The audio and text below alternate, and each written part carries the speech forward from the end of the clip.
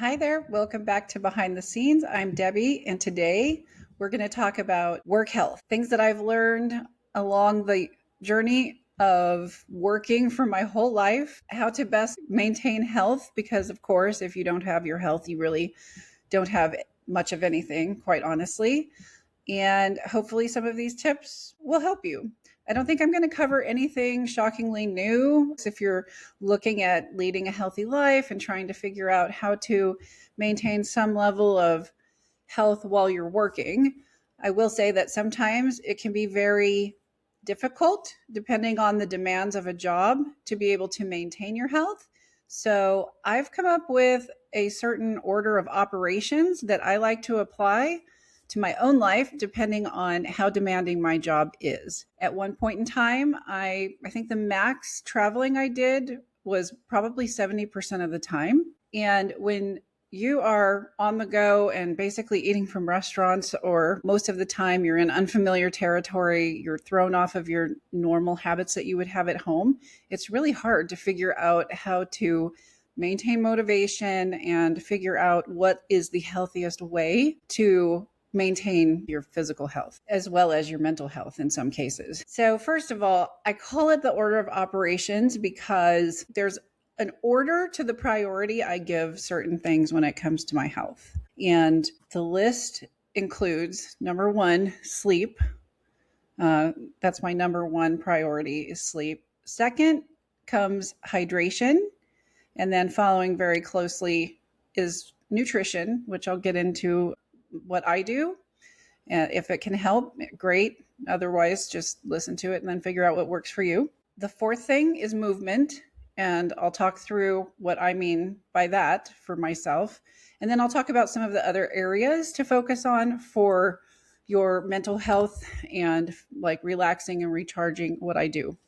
All right. So, number one, sleep. This is the thing that if I don't get sleep, nothing else on this list is as important.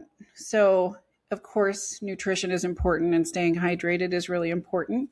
But I'm sure you know, if you haven't figured it out yet, I'm sure you will. If you do not have enough sleep over time, then you end up operating almost like you're intoxicated and you can't really make sound decisions. You start making mistakes at work.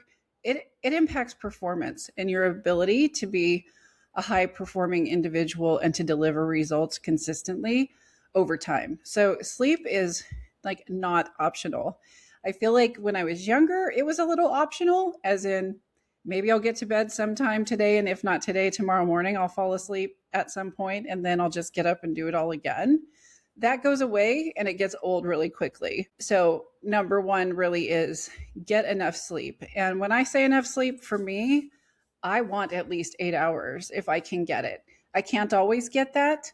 Some people think that if you get more than 7, great, but at least get enough sleep so that you aren't triggering a hunger response the next day, so that you can think and you feel good in the morning.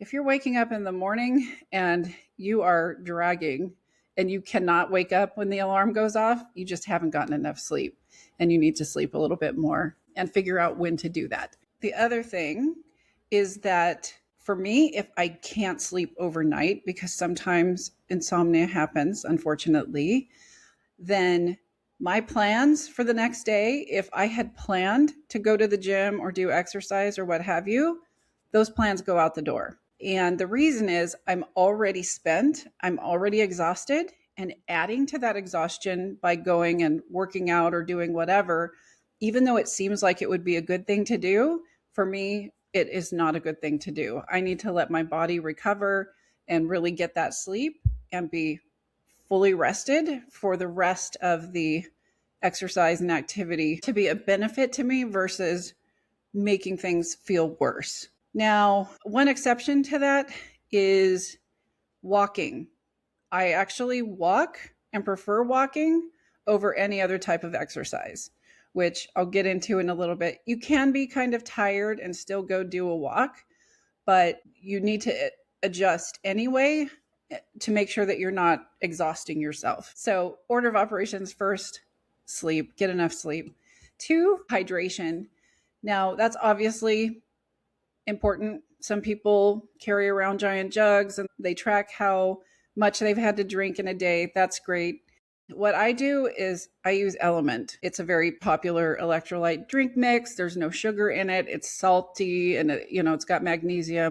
I've been drinking that since 2023 and it makes a huge difference to the amount of alertness and how quick my mind can react to things. I just feel much sharper and clearer when I'm drinking it. And so whatever the case is, whatever it is you need to do to stay hydrated, of course, stay hydrated.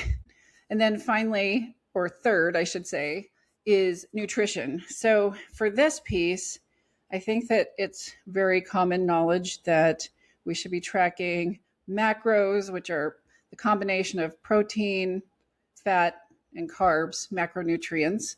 And there's a certain balance that works for optimal health. Okay, great. If you're working 60 hours a week and you haven't already dialed that in, then it's going to be maybe a little challenging to figure that out, and especially to figure that out while you're on the road. So what I do in these situations is I just make sure that I have a really good breakfast and that breakfast is as protein heavy as I can make it. And I'm not avoiding carbs. And I know that that's probably taboo for some ladies out there, but carbs are not an enemy. They're actually needed. And the combination of protein, carbs, and like a little bit of fat, not a lot there, it helps me be high functioning, deal with major decision making, and again, have that supported clarity of mind as I'm working. I would rather have breakfast and skip lunch, to be honest. And I think the reason for that is that I currently work on a very early schedule. So at very early hours, sometimes as early as 4:30 a.m. my time, I am in calls where I have to make solid decisions and I have to have enough fuel and support to my brain to be able to support that activity. And these three things that we're talking about, the hydration, the nutrition, and the sleep, they all contribute to quick decision making, solid thinking, all of those things. And as my day goes forward, it starts to lighten up as people in Europe sign off. And so I don't have as much decision making to have during the lunch hour into dinner. From my own schedule preference, that's what works for me. I would just say, take a look at your schedule and figure out what works for you. I do feel much better having that heavy dose of protein in the morning. It just makes me feel much better and like I can focus on what it is I need to do and I don't need to worry about anything else. All right. So sleeping, getting enough sleep, getting enough hydration, and then of course getting protein intake early in the morning. Then after that comes, what do you do for exercise? Because you do have to exercise, although diet is most of what we look like, honestly, and it has very little to do with exercise, but you do have to, of course, put stress on the muscles and you do need to move and you do need to support cardiovascular health, especially because many jobs that are demanding high travel, it's high stress. It's usually, if you're traveling a lot, you're stressed a lot.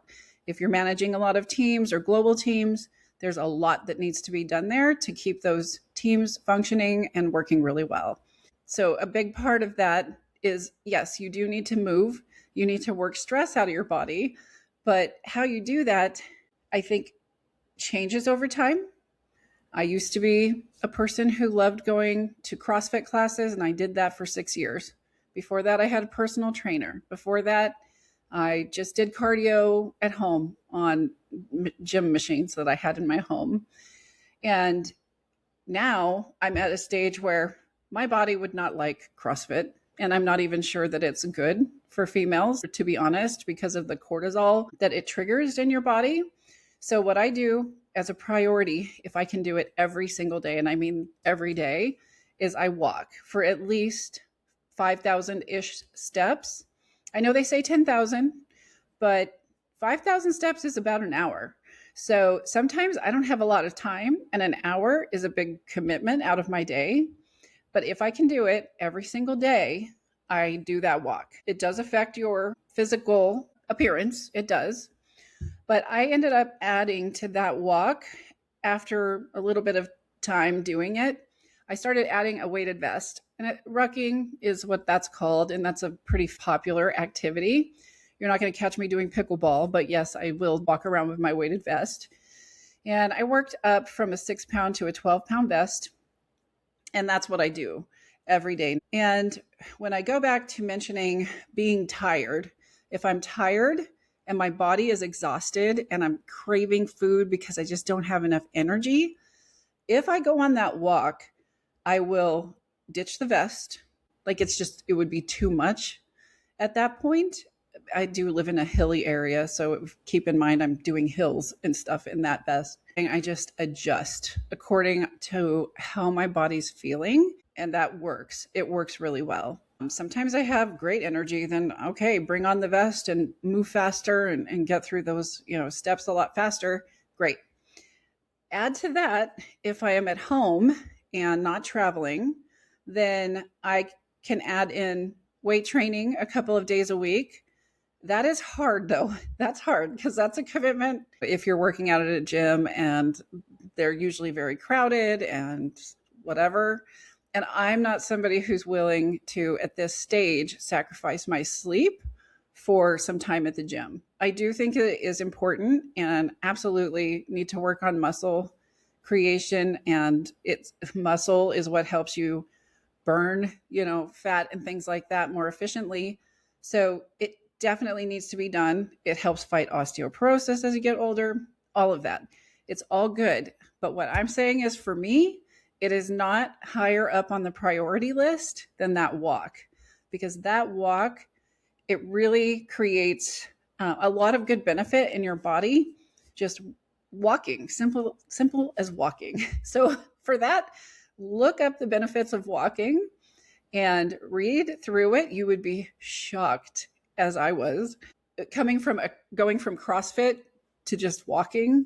To me, I thought that was just such a downgrade. How could that possibly be beneficial? But when you start looking into the science behind it, it is very beneficial. So that's now part of my order of operations. It is number one on my list to do every day. And then if I can do the added gym time where I can do lifting, then I'll do that progressive overload type approach there at the gym. Those are the main things that I look at in terms of health to make sure that I'm doing those things every day, and the order in which they fall off the list of importance. If I did not get sleep, that exercise is probably not going to happen, with the exception of that walk. And these things all work as well if you're traveling.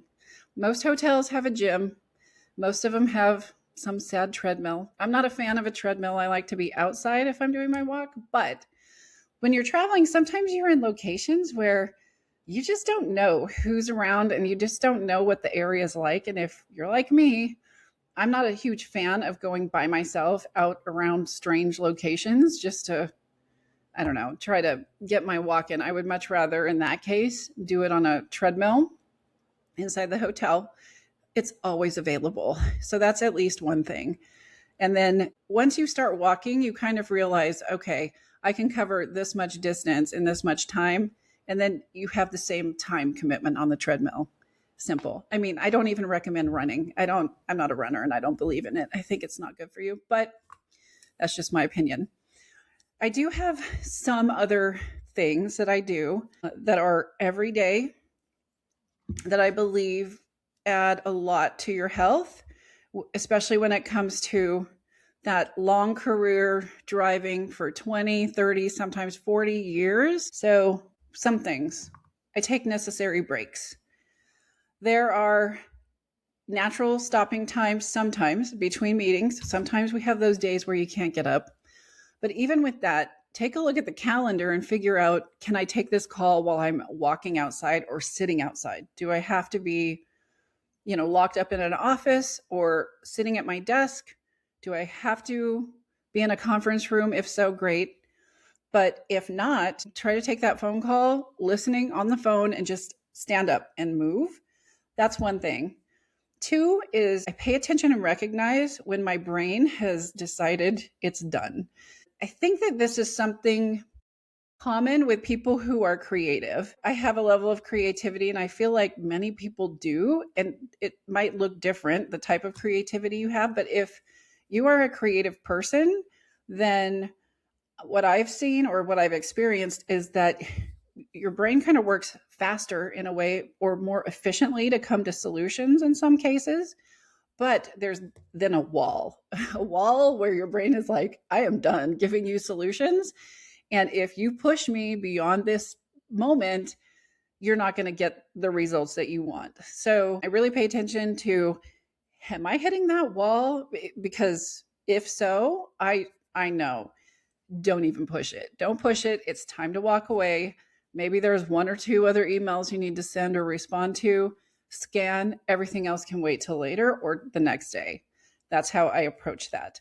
I would rather have somebody wait one day for a response from me and get the right information and the right response than to try and just knock out every last thing on my to-do list, which is an ever replenishing to-do list, and then, risk giving some kind of misinformation or what have you. So pay attention to your body, pay attention to your brain. If your brain says no, listen. Okay, just listen. Okay, trust me on that. Another thing I do, lock up the phone. If you are somebody who's carrying a cell phone for work, or you're working at home, or you've got that phone, get rid of it. Get rid of it at a certain point. Put it on do not disturb after 7 p.m. until 7 a.m. or whatever the answer is for you, and go away from it. No one needs to hear from you in the middle of the night, especially if you're a leader. Honestly, I don't know. I think it's a bad vibe as a leader to email people in the middle of the night. We can have, debates on the types of leadership styles out there, but me as a leader, I do not want to do that to my employees. I don't ever want them to feel like they need to be tied 24/7 to their computer, because I know that type of behavior is going to make them less and less effective, more stressed out, less effective, for the reasons I just mentioned. Everyone has a creative stopping point where they just cannot effectively keep working and produce good results, whether or not they realize it. So it's true. So lock the phone up. And then coupled with that is just be present where you are, at home or wherever you are. And granted, if you are tired, we'll go back to point one, and you haven't gotten enough sleep, that's going to be really hard to be present at the end of the day. I mean, the end of the day, I'm spent. I don't know how you guys feel, but most work days, it's called work. It is effort and energy that it takes to do the things that we have to do on the day-to-day basis. So make sure you're getting that sleep so you can be present. Whatever version of yourself, whatever you've got left, engage with the people who you're doing this for to begin with. So those are my tips, my order of operations in terms of staying healthy with work, all of which I think you can do even if you're traveling. Take the time and make the time for yourself to take care of yourself, because it is a long haul. It's a long haul to work in a career or multiple careers, for 20, 30, 40 years. It's a long time. And if at the end of all of that, you don't have your health available, then what is it that you actually have? I don't want to be one of those stories, and I don't think anybody really wants to be one of those stories who they put all their effort and life into their work, and then at the end, they didn't have any health to show for it and to spend on themselves. So with that, I hope that some of these tips helped. And if you want to add tips of your own, please comment below. I would love to hear from you and hear what you're doing. And other than that, I'll see you next time. Thank you for joining. Bye.